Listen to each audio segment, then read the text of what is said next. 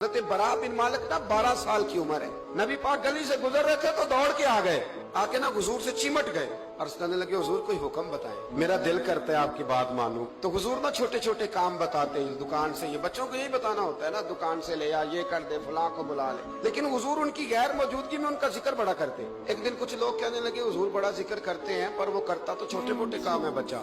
نبی پاک نے ایک دن ارادہ کیا کہ ان کو تجربہ نہ کرائیں کہ وہ پیار کتنا کرتا ہے۔ رسول کریم فرمانے لگے میں جو کہوں گا کرو گے؟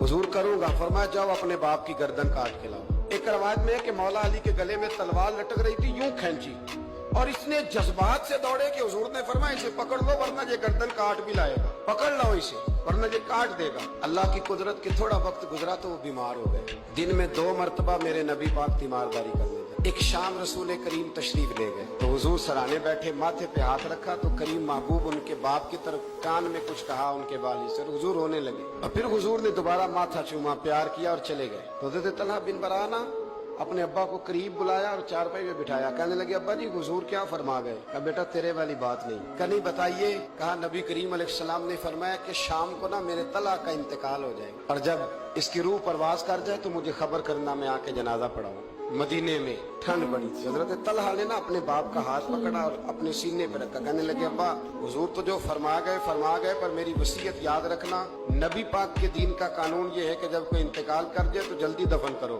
اس طرح کرنا، رات کا وقت ہوگا جب میرا انتقال ہوگا تو فوراً غسل دے کے نا دفن کر دینا، نبی پاک کو خبر نہ کرنا، نہ بتانا۔ عمر دیکھو اور بات دیکھو، کہ حضور کو کیوں نہیں بتانا، حضور خود فرما کے گئے ہیں۔ تو کہنے لگے رات کا وقت ہوگا تو جن گلیوں سے حضور نے گزر کے آنا ہے نا وہ یہودیوں کے محلے ہیں، ایسا نہ ہو کہ میرے جنازے کی وجہ سے کوئی یہودی میرے نبی کو تکلیف دے۔ میرے جنازے کی وجہ سے ان کا انتقال ہو گیا، رات کو دفن کر دیا، صبح حضور تشریف لائے، وہ محبوب جنہیں اللہ نے غیب کے خزانوں کی کنجیاں عطا فرمائی۔ فرمایا بتایا کیوں نہیں، خبر کیوں نہیں کی؟ میں جنازہ پڑھتا، میں خود پہنچتا۔ تو باپ رو پڑے، عرض کرنے لگے حضور میرا تو پتر تھا، میرے لیے اس سے بڑی سعادت کیا ہوتی کہ آپ جنازہ پڑھاتے، پر اس نے وصیت کر دی کہ حضور کو بتانا نہیں، تکلیف ہوگی۔